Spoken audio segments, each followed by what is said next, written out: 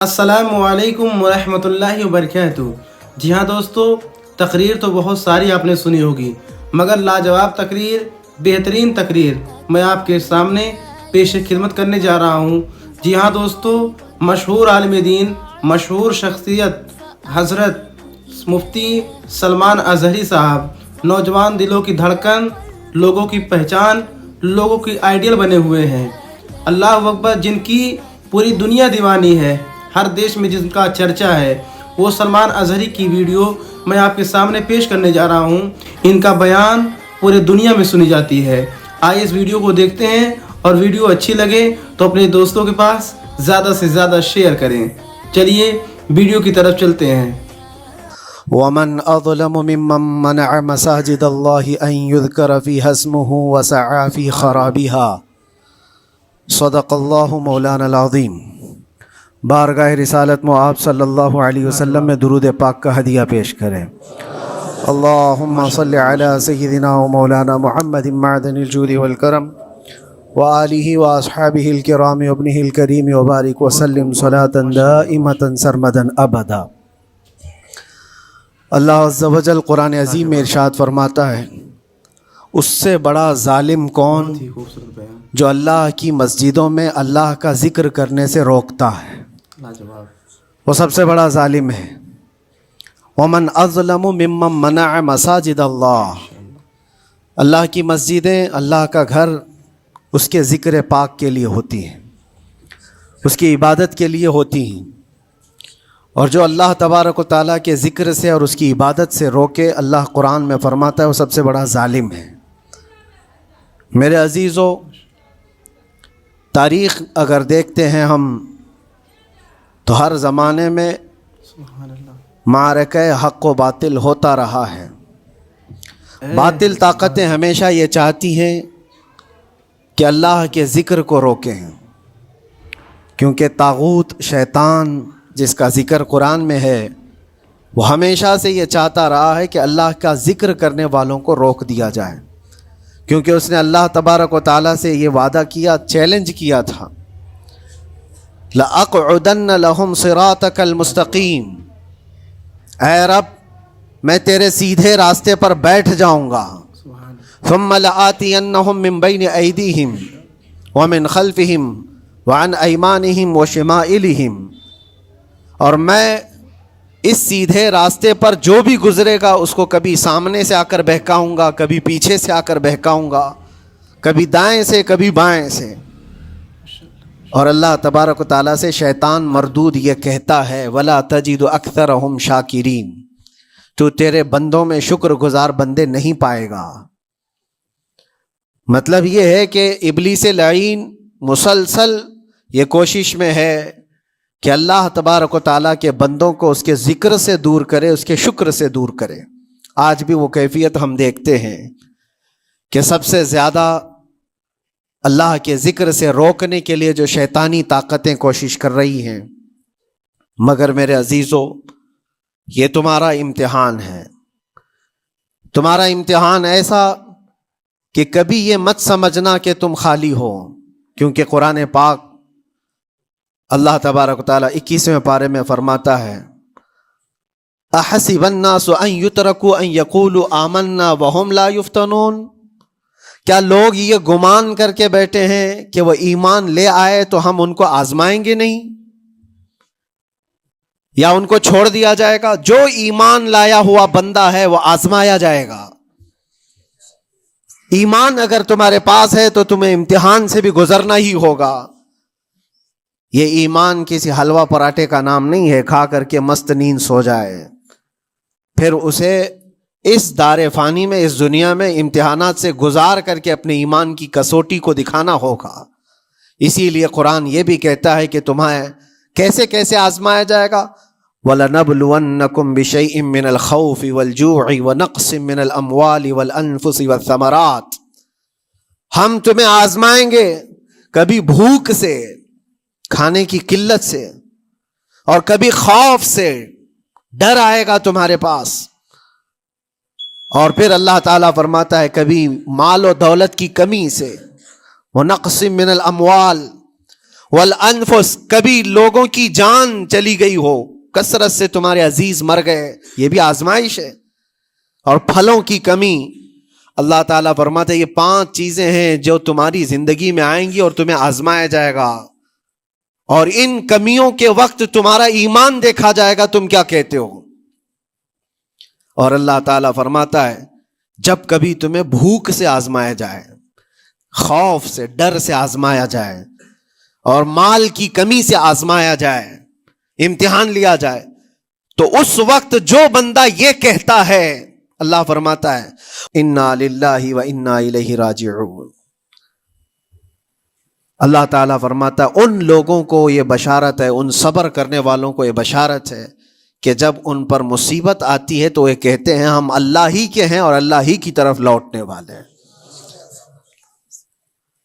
یہ مصیبت کے وقت یہ جو 5 چیزوں سے آزمایا گیا ہے، ان آزمائش کے دور پر جو بندہ اللہ تبارک و تعالیٰ کی اس عطا پر راضی رہتا ہے وہ صبر کے ساتھ نکل گیا ہے۔ آج کے دور میں بھی میرے عزیزو بے شمار جانیں ہماری درمیان سے جا رہی ہیں۔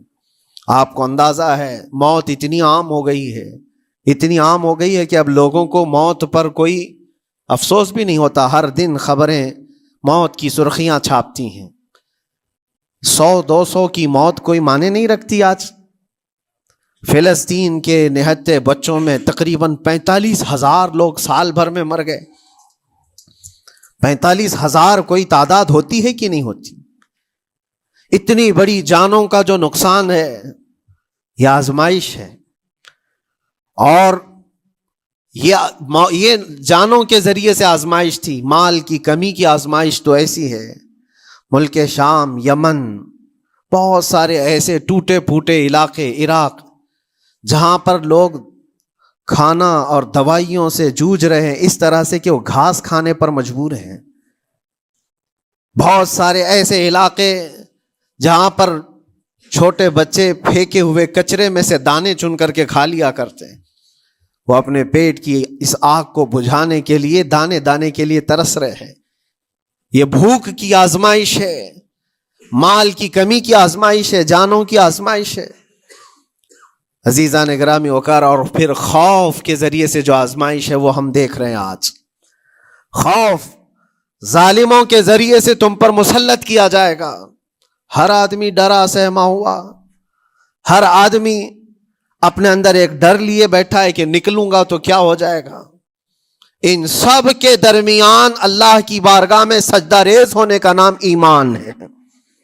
سب حالات ہوں گے اس طرح سے، اور انہی حالات کے درمیان جو بندہ اپنا سر جھکاتا ہے مولا کریم کی بارگاہ میں وہ ایمان والا ہے۔ آؤ اگر ایمان کی کمال کی مثال دیکھنا ہے تو کربلا کے میدان میں کون کون سی آزمائشیں تھی۔ بھوک کی بھی آزمائش ہے، پیاس کی بھی آزمائش ہے، جان کی بھی آزمائش ہے، خوف کی بھی آزمائش ہے۔ سب چیزیں ایک ساتھ کربلا کے میدان میں آئی۔ رسول اللہ کے گھرانے پر، اہل بیت پر وہ کیسا عظیم امتحان تھا جب وہ 72 لوگوں کا 82 لوگوں کا قافلہ بھوک اور پیاس سے جوجھ رہا ہو، 3 دن سے ان کے اوپر کھانا اور پانی بند ہو، اور ان شہزادوں کے ایمان میں ذرا برابر بھی فرق نہیں آتا، نہ ان کے ایمان میں، نہ حوصلے میں، نہ ہمت میں فرق آتا ہے۔ 3 دن کے بھوکے اور پیاسے باطل سے نپٹنے کے لیے کس طرح سے کمر بستہ ہے، یہاں تک کہ بھوک کی شدت ایسی تھی کلیجہ منہ کو آئے، 6 ماہ کا بچہ بھی روتے روتے زبان جس کی سوکھ گئی ہو، وہ ماں جو بچے کو دودھ پلاتی ہے اس کے سینے سوکھ چکے ہوں، دودھ ختم ہو چکا ہو ماں کے پستانوں میں، کیسی قلت ہو۔ تقریر تو بہت پانی کا ایک قطرہ ان کے گھر تک نہیں پہنچ پاتا، ماں اپنے بچے کو دودھ نہیں پلا سکتی تھی، اس سے زیادہ کیا آزمائش تھی۔ جی ہاں دوستو، یہ بھوک اور پیاس کی آزمائش، پھر جانوں کی آزمائش تو ایسی، اللہ اکبر، 56 سال کی عمر کا وہ شہزادہ عالی وقار، سیدہ کائنات فاطمہ الزہرا کا نور نظر پوری دنیا امام علی دیوانی ہے۔ مقام سید ہر دیش میں الشہداء جن کا امام چرچا حسین ہے، رضی اللہ وہ تعالیٰ سلمان اظہری کی ویڈیو جب میدان میں آپ کے کربلا سامنے میں پیش کرنے لاشوں جا کو رہا ہوں۔ اٹھاتے تھے، ان کا بیان کتنی پوری لاشیں دنیا میں اٹھائی، سنی جاتی ہے۔ کبھی آئیے اس بیٹے ویڈیو کی، کو کبھی دیکھتے ہیں، بھتیجے اور کی، ویڈیو کبھی اچھی بھانجے لگے کی، تو کبھی اپنے بھائیوں دوستوں کے کی، پاس کبھی زیادہ سے عزیزوں زیادہ کی۔ شیئر کریں۔ چلیے میاں ہم ویڈیو اپنے کی گھر طرف سے چلتے نکلنے ہیں۔ والے ایک جنازے کو اٹھاتے ہیں تو 8 دن تک ہمارے اندر سے ہوش نکل جائے۔ کوئی اپنے بچے کو اپنے ہاتھوں سے دفن کر کے دیکھے، پھر کیفیت پتہ چلتی ہے۔ امام حسین نے ایک نہیں اپنے لاڈلوں کی لاشیں اس طرح سمیٹی ہیں۔ ان کے جوان بیٹے علی اکبر کو جب شہید کر کے گھوڑے دوڑائے گئے تھے جسم کے اوپر سے، ٹکڑے الگ ہو چکے تھے، اس کو سمیٹتے ہوئے کون بیٹھا ہے؟ رسول اللہ کا نواسا۔ بہت خوب، بہت اور 6 ماہ کے بچے کو ہاتھ کے اندر ظالموں نے تیر سے ایسا مارا تھا کہ حلقوم پہ چلا گیا ہو، اور 6 ماہ کے علی اصغر کا خون جب امام حسین کے چہرے پر اچھل جاتا ہو، کسی باپ کے ہاتھ میں بیٹا وفات کر جائے اور پھر وہ لے کر کے خیمے میں آئے اور ادھر سے بلکتی ہوئی ماؤں کو اور بہنوں کو بھی دیکھے، ان میں بھی صبر کی تلقین دے۔ کبھی کبھار میں سوچتا ہوں اللہ یہ کیسے امتحانات سے گزرا تھا فاطمہ کا لال، کیسے امتحانات سے، بھوک اور پیاس کی شدت الگ، یہ جانوں کی شدت، جانوں کے جانے کا غم الگ، عزیزوں کی لاشوں کو اٹھانے کا بوجھ الگ، پھر اس پر 22,000 کا لشکر جرار سامنے، اس کا خوف لوگوں کے اوپر ڈالا جا رہا ہے۔ عزیزان گرامی وقار، یہ سب چیزیں کیا امام حسین کے قدموں کو ڈگمگا گئیں؟ کیا ان کے خاندان والوں کو بکنے پر مجبور کر دیں؟ کیا انہوں نے سمجھوتے کر کے اپنا سب کچھ بیچ ڈالا؟ ایک خیمے کا بچہ بھی، خیمے کا ایک بچہ بھی امام حسین کا نکل کر کے آیا ہو تو مجھے تاریخ بتا دو۔ بلکہ تاریخ تو آج یہ کہتی ہے، سر داد نہ داد دست در دست یزید، حقا کے بنا لا الہ است حسین، سر دے دیا مگر ہاتھ یزید کے ہاتھ میں نہیں دیا۔ حق تو یہ ہے کہ لا الہ کی جڑ کا نام حسین ہے۔ آج وہ امتحان قیامت تک کی تمہارے ساتھ ہوتا رہے گا، قیامت تک تمہارے ساتھ یہ آزمائش ہوتی رہے گی، کبھی بھوک سے، کبھی ڈر سے، کبھی جانوں کے نقصان سے، لیکن پھر تمہیں دیکھا جائے گا تم بکتے کتنے ہو، نکلتے کتنے ہو، ہواؤں کے پجاری کتنے ہیں، خواہشات نفس کو ماننے والے کتنے ہیں، اپنے کمفرٹ زون میں جینے کے لیے ایمان کا سودا کرنے والے لوگ کتنے ہیں۔ یہ آزمائش ہوتی رہے گی میرے عزیزو۔ ایمان اس کا نام نہیں ہے کہ تم گھر میں آرام سے بیٹھے رہو گے اور کوئی امتحان نہیں ہوگا، امتحان تو ہوگا، آزمائش تو ہوگی۔ آج جو بھی حالات ہیں اس پر میں یہی کہوں گا، ایک بات ہو سکتا ہے کروڑوں مسلمانوں کے دلوں میں آج یہ نروس پن آئے، اتنے برے حالات ہوتے ہیں، اللہ ہمارے ساتھ ہے یا نہیں؟ اللہ ہمارے ساتھ ہے یا نہیں؟ ایمان ہمارا صحیح ہے یا نہیں؟ اسلام صحیح ہے یا نہیں؟ یہ شک بھی شیطان تمہارے دل میں ڈالتا ہے۔ کبھی تمہارے اوپر مصیبتوں کے پہاڑ ٹوٹ جائیں تو شک ڈالتا ہے شیطان تاکہ تمہارا ایمان ڈگمگا جائے۔ میرے عزیزو، مسلمان ہونے کا مطلب یہ نہیں ہے کہ تم صرف محلات میں جیو گے اور تخت و تاج کے مالک ہی رہو گے، ایسا نہیں ہے۔ ایمان والوں کو احد میں 70 جانیں بھی دینی پڑی ہے، بدر میں ان کے ساتھ جو معاملات ہوئے ہیں، فتح اگرچہ بدر میں ہوئی لیکن جنگ احد کا اگر منظر دیکھو گے، اللہ اکبر، وہ رسول پاک صلی اللہ تعالی علیہ وسلم کے شہدائی صحابہ جب احد کے میدان میں کھڑے تھے، 70 صحابہ کی ایسے جانیں گئی ہیں، اگر میں تفصیل بتاؤں تو بہت لمبا وقت ہوگا۔ ایک صحابی ہیں حضرت انس بن نزیر، پورے جسم میں ایک انگلی کے علاوہ کچھ نہیں ملا، کچھ نہیں ملا، شہادت کی ایک انگلی سے ان کو پہچانا گیا۔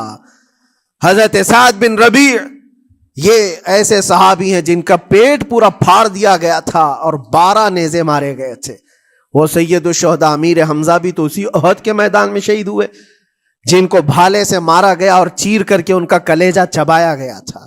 عبداللہ بن جہش اسی میدان میں انتقال کیے ہیں، جن کے جسم کے 80 ٹکڑے کر دیے گئے تھے اور ہر ٹکڑے کا ہار بنا کر ظالموں نے پہنا تھا، ہار بنا لیا تھا جسموں کے۔ یہ سارے منظر احد کے میدان میں ہوئے، اور کون سے ایمان والے؟ وہ رسول اللہ کی اقتداء میں نماز پڑھنے والے، حضور پاک کے چہرے انور کو دیکھنے والے۔ جب ان کے ساتھ یہ آزمائشیں ہو سکتی ہیں تو ہم کون سی گاجر مولی ہیں؟ ہمارے ساتھ بھی آزمائشیں ہوں گی. جس کا جیسا ایمان ہوگا ویسا وہ امتحان بھی دے گا, اسی امتحان سے وہ گزارا جائے گا. مگر میں آج کروڑوں مسلمانوں کے دلوں کے بارے میں یہ بات کہنا چاہتا ہوں کہ اگر نروس پن ہے کہ یہ حالات ایسے کیوں ہیں, حالات ہر زمانے میں ہوتے رہیں گے. ستیزہ کار رہا ہے ازل سے تا امروز, شرار ابو لہبی سے چراغ مصطفی. ہماری تاریخ ہے, یہ تاریخ ہے میرے عزیزوں. اللہ تعالیٰ قرآن میں فرماتا ہے تلک الایام نداولها بین الناس, یہ دن ہیں جو ہم لوگوں کے درمیان پلٹتے رہتے ہیں. کبھی تم بادشاہ بنو گے, کبھی فقیر بن جاؤ گے. اور آج جو تخت پر ہیں ہو سکتا ہے وہ کل ڈگر ڈگر گھوم رہے ہوں.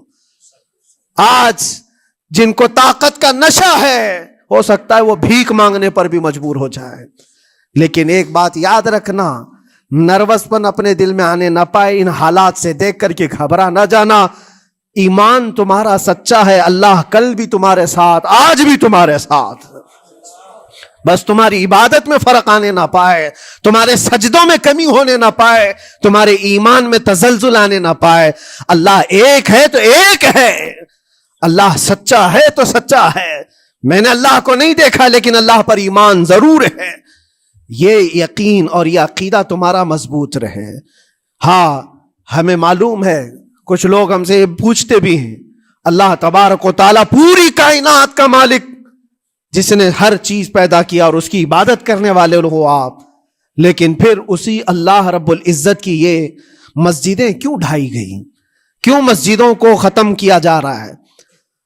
اللہ کے ذکر کو روکنے کے لیے طاقتیں پوری مسجدوں کو ڈھانے کی کیوں بات کرتی ہیں؟ پھر اللہ کچھ کیوں نہیں فرماتا؟ میرے عزیزو, یہ کائنات ہے جس کو اللہ نے اسباب پر بنا کر بھیجا ہے اور تمہیں عمل کے لیے بھیجا گیا ہے. تمہارا عمل دیکھنا ہے, تم کتنے پابند ہو, تم کتنے اپنی حفاظت کرتے ہو, تمہارے ایمان کی, تمہاری عبادتوں کی, تمہاری مسجدوں کی. تم مسجدیں خالی کر کے گھوم رہے ہو, فجر کی نماز میں اپنے گھروں پر سوئے ہو اور پھر اللہ کے گھروں کی حفاظت کی بات کر رہے ہو کہ مسجدیں ڈھائی جا رہی ہیں, مسجدوں پر آکرمن ہوتا ہے. یہ ساری باتیں کیوں؟ تم جب ان صفوں کو خالی کر دو گے, یہ مسجدیں چیخ چیخ کر پکارتی ہیں اللہ کی بارگاہ میں. پل بھر میں بنا لی, شب بھر میں بنا لی مسجد تو ایمان کی حرارت والوں نے. من اپنا پرانا پاپی تھا, بچپن سے نمازی بن نہ سکے. مسجدیں بڑی بڑی شاندار بنا لینا اور اس کو آباد نہ کرنا, یہ بھی تو ظلم ہے. آپ ان مسجدوں کی حفاظت کی جو بات کر رہے ہیں, ان مسجدوں کی حفاظت صرف کمیٹیاں بنانے سے نہیں ہوتی, نمازوں سے ہوتی ہے, اس کے اندر تلاوت قرآن سے ہوتی ہے.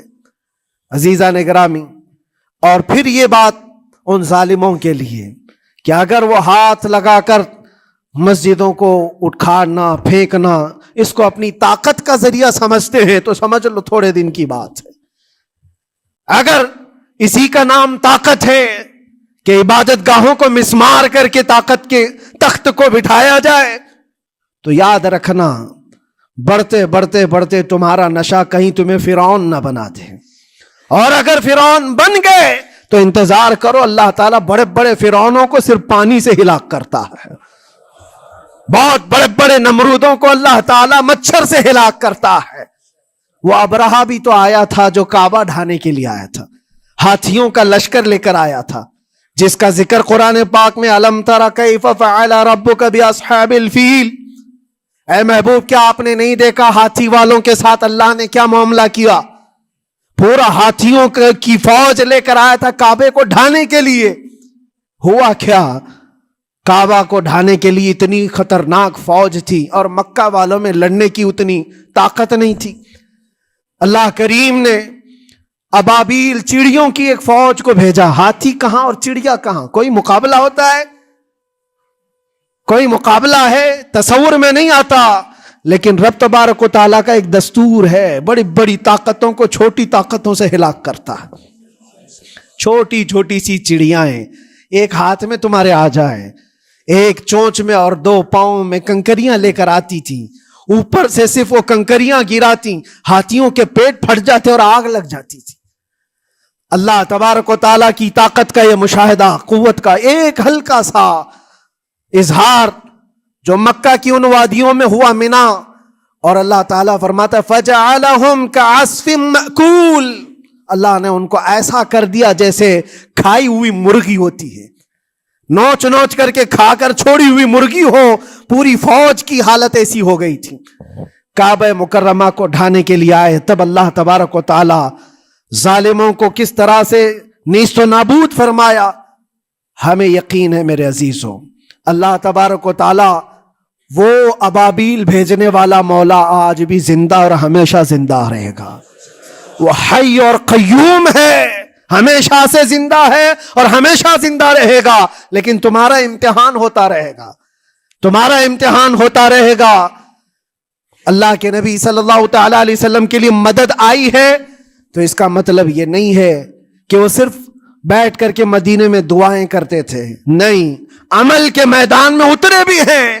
صحابہ نے بھوک اور پیاس برداشت کی ہے، کتنے کتنے دنوں تک وہ ایک کھجور پر پورا دن گزارتے تھے، پیوند لگے کپڑے۔ حضرت ابو ہریرہ فرماتے ہیں ہم تو ایک جنگ سے ایسے واپس آئے تھے کہ ہمارے پاؤں کے پورے ناخن اکھڑ گئے تھے، پاؤں کے ناخن اکھڑ گئے۔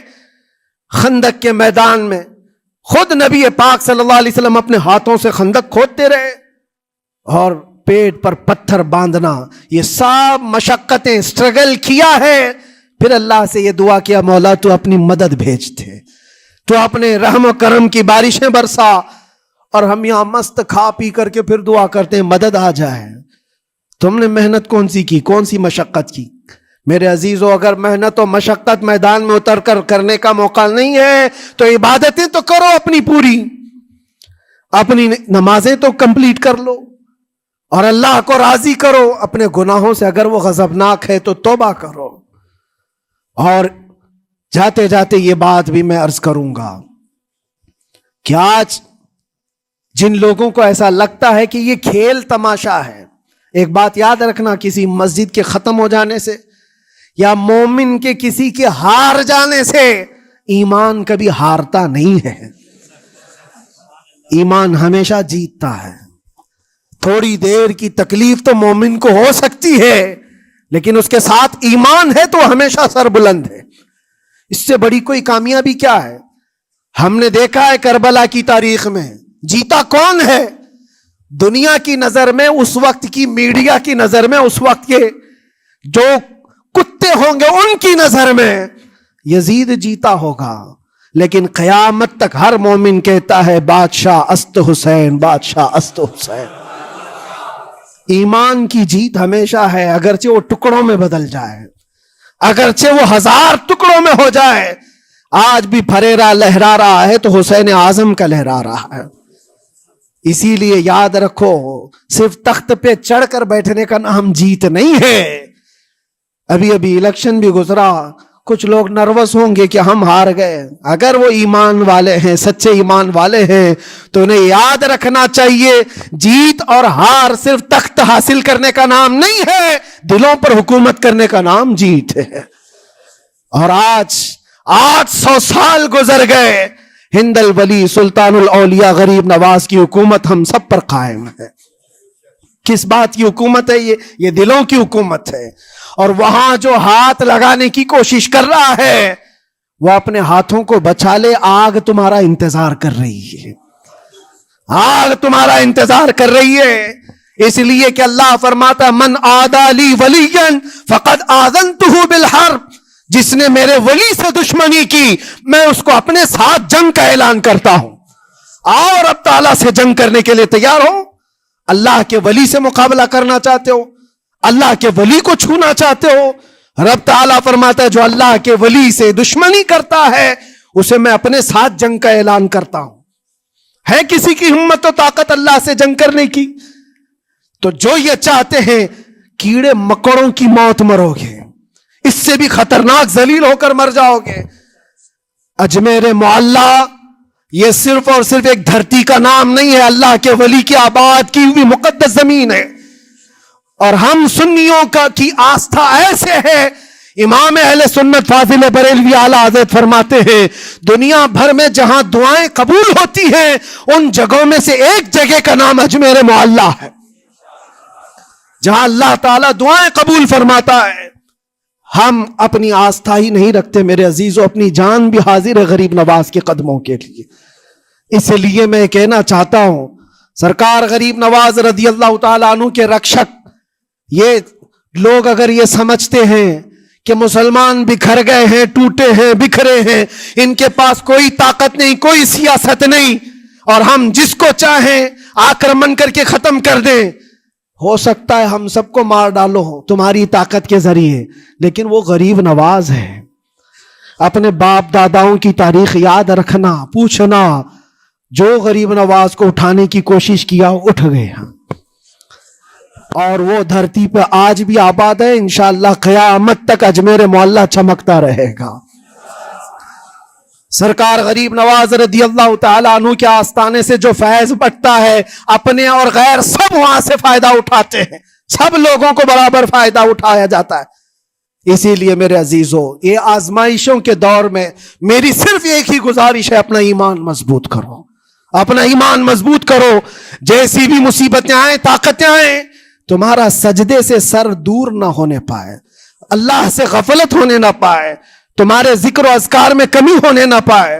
مسجدوں سے دور بھاگنے کی کوشش نہ کرو، واپس آ جاؤ، اللہ کی رحمت قریب ہے. قرآن میں اللہ فرماتا ہے الا ان نصر اللہ قریب، آگاہ ہو جاؤ، بے شک اللہ کی مدد بہت قریب ہے. وآخر دعوانا الحمد للہ رب العالمین.